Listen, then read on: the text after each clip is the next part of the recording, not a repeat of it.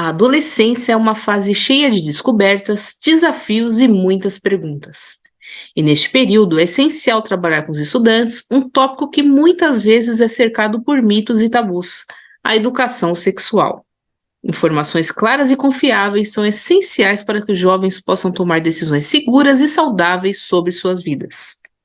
Neste podcast, conversamos com a psicóloga, sexóloga e educadora sexual Lara Perasso, para aprofundarmos nos objetivos dessa disciplina ministrada no Colégio Xingu, primeira escola no ABC a colocar no currículo esse tema tão relevante na formação dos jovens. Vamos discutir como uma abordagem inclusiva pode fazer toda a diferença e explorar os tópicos que geralmente são abordados em salas de aula. Além disso, ela também dá dicas práticas para os pais e responsáveis continuarem essas conversas em casa. Eu sou Miriam Gimenez e está no ar mais uma edição do Xingu Cast.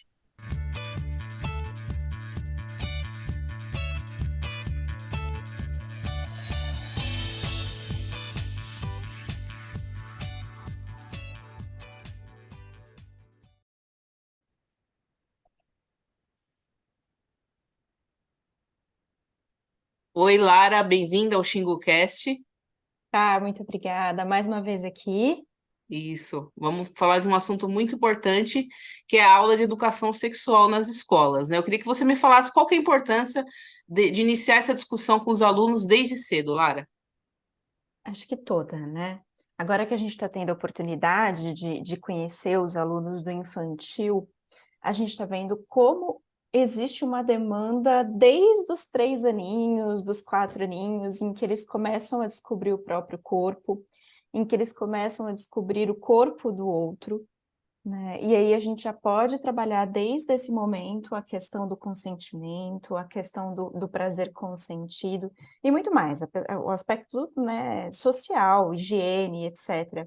Então, o que eu percebo da educação sexual é que ela vem contribuindo muito não só para os alunos, mas também para os professores, também para os pais que se angustiam com algumas das demandas que vão surgindo.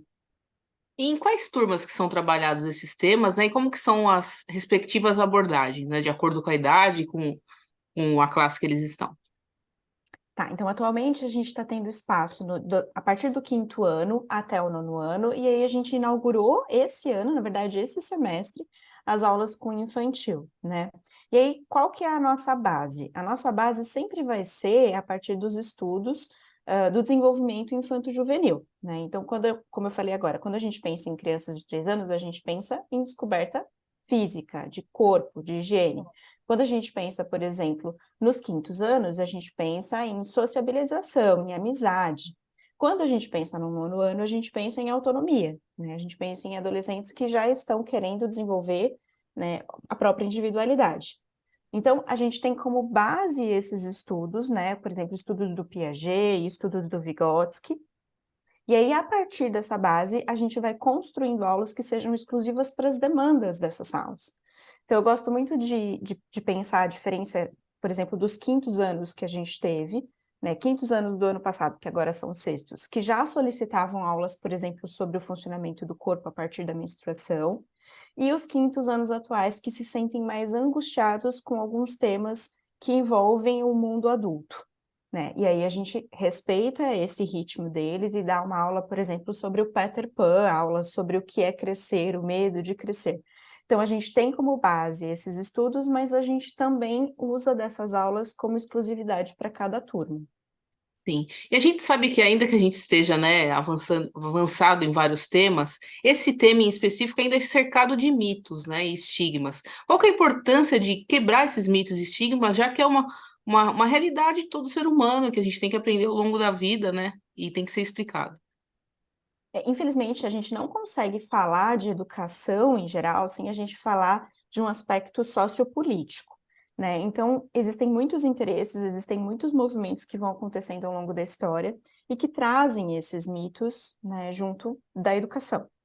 Então, o mito de que nós vamos ensinar os alunos a fazer sexo, ou o mito de que a gente vai trazer para eles como é que eu posso, que a gente vai convertê-los de alguma forma, então eles têm uma religiosidade, ou eles têm uma forma de pensar dentro de casa, e que a gente vai invadir esse espaço e fazer com que eles pensem diferente, ou façam diferente, né? Então, existem esses mitos dessa invasão de espaço familiar, né? Que preocupa bastante os familiares, né?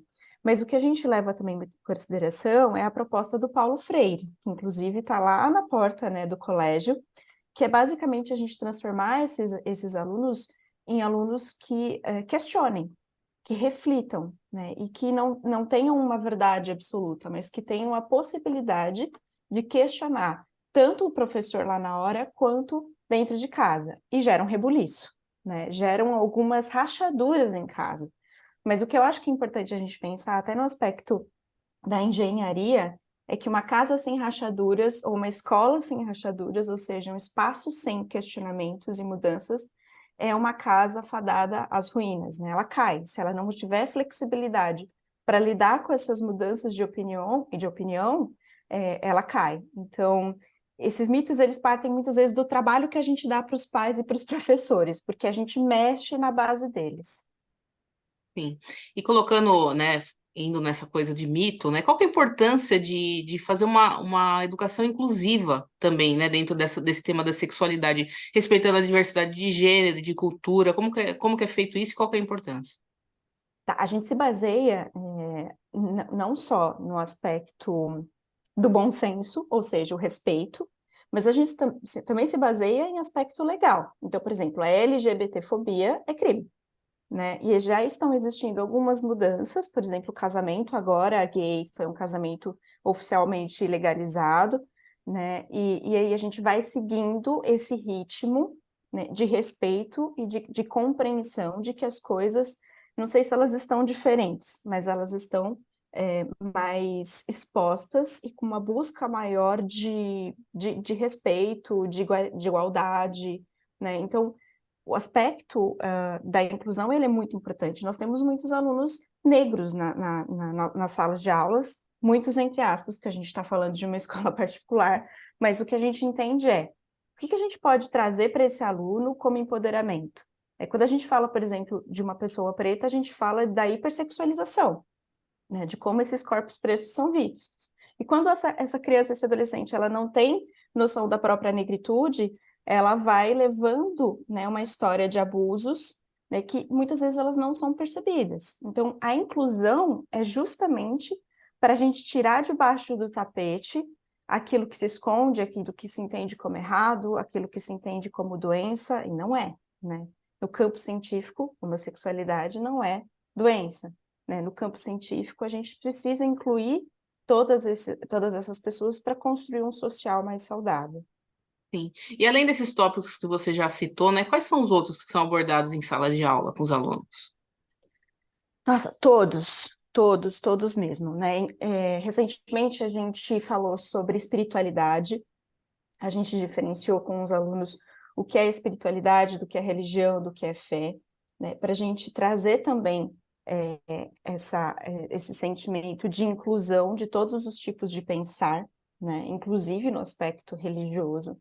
A gente falou sobre automutilação e sexualidade, nós demos aulas sobre família, né, e sobre essas discussões que existem dentro do campo familiar, mas os alunos pedem muito o tema LGBT por ser um tema muito atual hoje.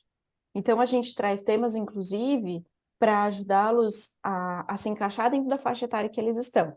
Então, crianças de 10, 11, 12 anos que estão querendo se definir, que estão querendo se entender, que estão querendo será que a gente precisa falar disso agora? Vamos com calma, tem muita informação, né? Que bom que você está podendo pensar nisso, que bom que você está tendo acesso a essa informação, mas vamos transformar isso em algo que seja favorável para você, né? No aspecto, dar conta dessas demandas. Então, a gente dá aula sobre absolutamente tudo. E é interessante que, até agora, a gente não deu uma aula sobre sexo, de fato, né? A gente vai dar uma aula agora sobre iniciar a vida sexual estamos em setembro, em outubro, né? Mas o último dos temas mais angustiantes para as pessoas é o último dos temas que a gente deu. Sim, é um tema muito vasto, né? Não se resume a sexo apenas, né? E como que funcionam essas abordagens pedagógicas? São só rodas de discussão? É passado o filme? Como que funciona e como que é essa troca com os alunos? Até para eles pedirem os temas que eles querem discutir. Então, vai do gosto do freguês, né? Eu deixo as meninas muito livres para elas construírem as aulas delas. Então, para as aulas do infantil, por exemplo, a gente está partindo muito da leitura, a gente está levando muitos livros infantis, e aí a partir disso a gente faz alguma dinâmica, a gente dança, a gente canta, a gente pinta um desenho.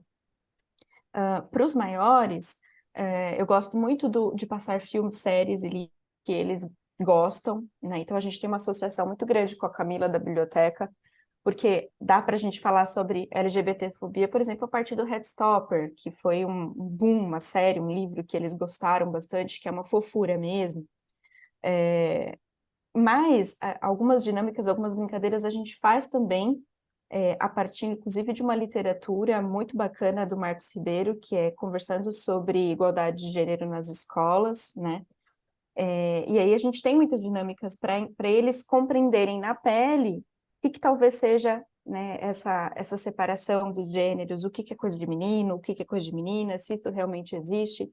Então, vai muito da nossa criatividade. Sim. E os pais em casa, né? Como que eles podem abordar esse tema de forma eficaz e de acordo com a idade do filho? Como que você sugere?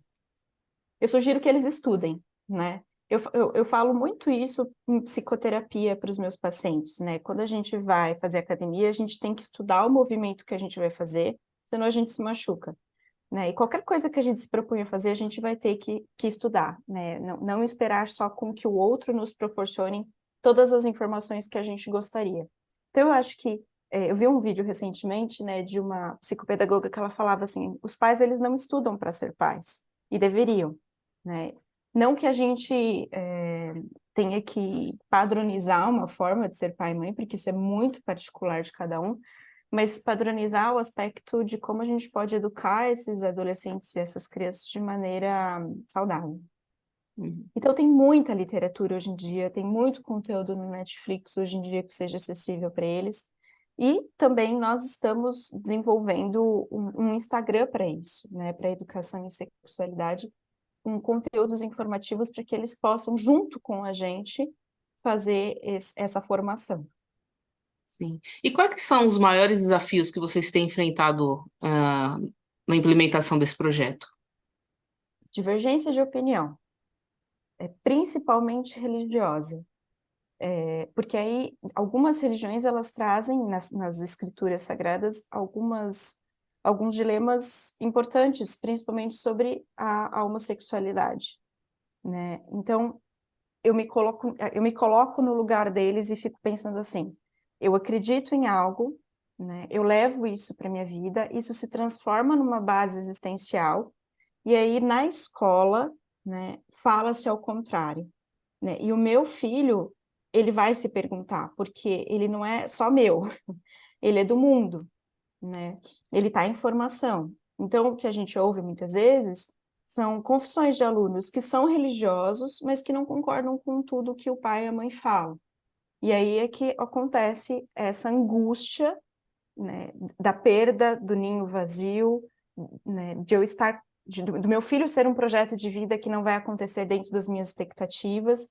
Então, principalmente esse aspecto. O que a gente não pode é sair, né, do que precisa. Então, assim, o que precisa? Respeito. Então, você não precisa ser, você não precisa concordar, mas a aceitação ela é necessária. Sim. E esse projeto, ele respeita as leis e diretrizes de um ensino de qualidade, Lara? Com certeza. O que a gente tem hoje em dia, infelizmente, não é uma lei específica que traga a educação sexual para dentro das escolas. Então, assim, não tem uma lei que está escrito ali, né? Precisa ter educação sexual dentro das escolas. O que a gente tem são várias diretrizes, leis, enfim, como é que eu posso te dizer? Objetivos, por exemplo, a Agenda 2030, que faz com que a gente tenha acordos dentro do país e acordos do país para com o mundo do desenvolvimento de vários temas que a educação sexual aborda. Então, a gente trabalha a partir dessas diretrizes. Nós tivemos um retrocesso muito grande dentro, né, da nossa construção escolar nos últimos 4 anos, mas a gente está correndo atrás do prejuízo. E como que os pais e os demais interessados podem acompanhar o andamento desse projeto na escola? Então, nós temos um Instagram, chama Educa em Sexualidade, na verdade, ed.em.sexualidade, em que a gente coloca as aulas que a gente deu para os alunos, a gente coloca dicas de séries, de filmes, de livros, dicas de materiais educativos, porque o que eu percebo, né, muitos educadores sexuais escondidos, né, fazendo o trabalho deles, mas se sentindo desamparados para esse tipo de projeto. Já recebi mensagem assim, tipo, eu estava tão desanimada, mas vendo o seu projeto me deu vontade de continuar. Então, esse é o nosso objetivo, a gente ampliar esse olhar para algo que não deve ser escondido, né? Porque a gente não está fazendo nada de errado, muito pelo contrário. Então, eles podem super acompanhar esse projeto, né? E se eles quiserem conversar comigo também, estou super aberta. Bacana. Lara, obrigada pela entrevista e sucesso para o projeto no Colégio Xingu. Obrigada eu pela oportunidade. Beijo grande. Beijo. Falamos sobre a importância da aula de educação sexual na escola com a especialista no assunto, a sexóloga Lara Perasso. Este foi um podcast do Colégio Xingu. Eu sou Miriam Gimenez e até a próxima entrevista.